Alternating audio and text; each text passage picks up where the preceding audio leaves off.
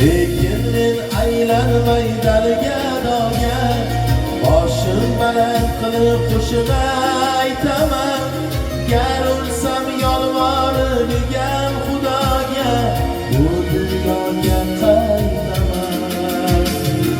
Shunda mening boshim yetib osmonga, dilni anduhlardan ozod qilurman. Anqilib qolmasdan yomonlarga, qanday yashashni o'zim bilurman.